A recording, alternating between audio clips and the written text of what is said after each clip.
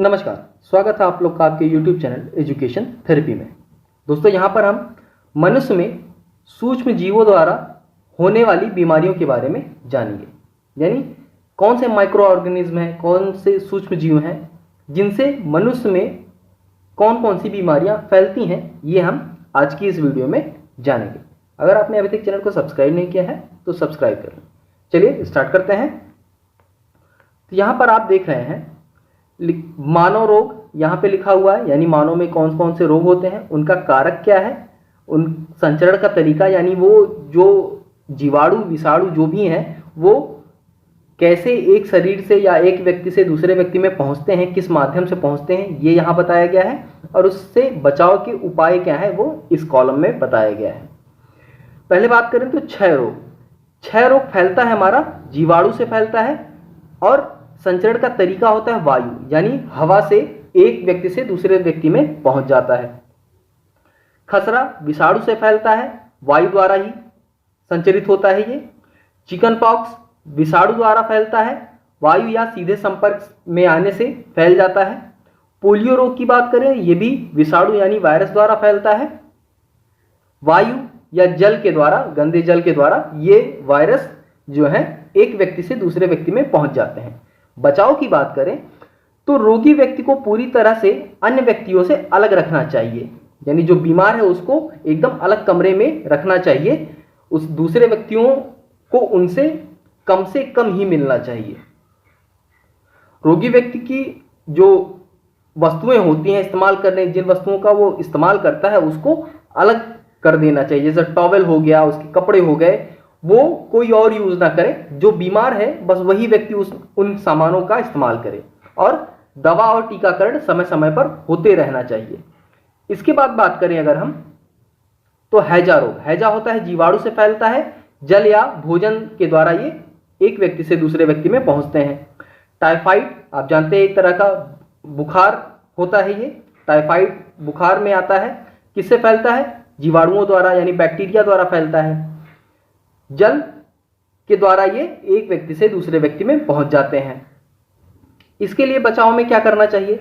व्यक्तिगत स्वच्छता एवं अच्छी आदतें अपनाना, यानी अच्छी आदतें को मतलब साफ सफाई पर ध्यान रखना, खुद का शरीर स्वच्छ रखना, खुद के हाथ पैर नाखून ये सब स्वच्छ रखना चाहिए।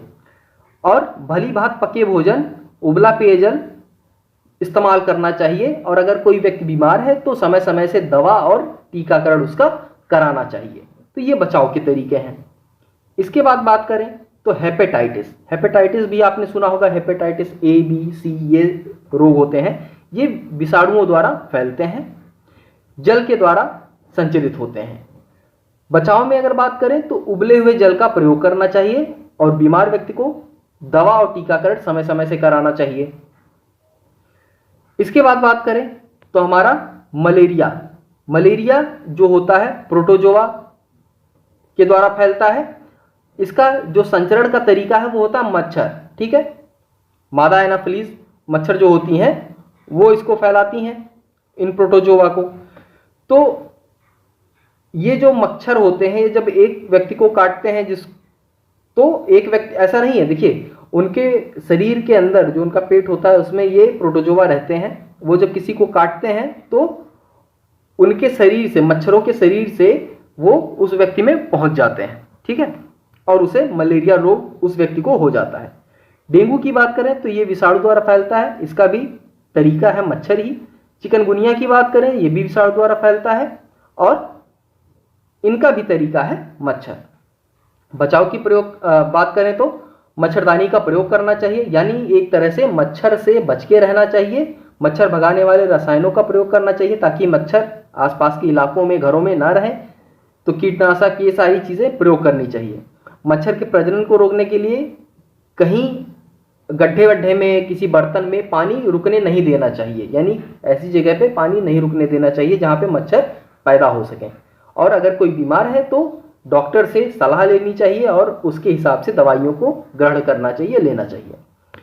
इसके बाद बात करें हम तो जापानी मस्तिष्क ज्वर, ठीक है, ये जो होता है विषाणु द्वारा होता है, तरीका मच्छर ही होते हैं, कारण मच्छर ही होते हैं। इसके बाद एक्यूट इंसेफेलाइटिस सिंड्रोम, ये सारे जो होते हैं विषाणु, जीवाणु, कवक, परजीवी, ठीक है, और ये स्पाइरोकिट्स, इन सभी के द्वारा फैल सकते हैं।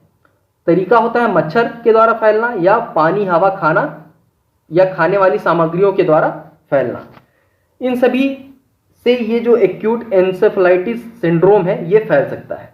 बचाव के तरीके की बात करें तो मच्छरदानी का प्रयोग करना चाहिए, मच्छर से बचना चाहिए, मच्छर के प्रजनन को रोकना चाहिए, एकत्र जल को फेंक देना चाहिए, धान के खेतों में नीम की खली का प्रयोग करना चाहिए, पीने के लिए क्लोरीन युक्त पानी यानी स्वच्छ पानी का इस्तेमाल करना चाहिए, और अगर कोई व्यक्ति बीमार है तो चिकित्सक से सलाह लेनी चाहिए, साथ साथ दवा और टीकाकरण कराते रहना चाहिए डॉक्टर की सलाह पर।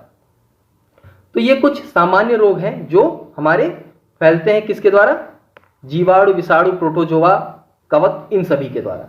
उम्मीद करता हूं जानकारी अच्छी लगी होगी। जानकारी पसंद आई हो तो वीडियो को लाइक और शेयर जरूर करें। तो चलिए आज के लिए बस इतना ही, मिलते हैं नेक्स्ट वीडियो में, तब तक के लिए धन्यवाद।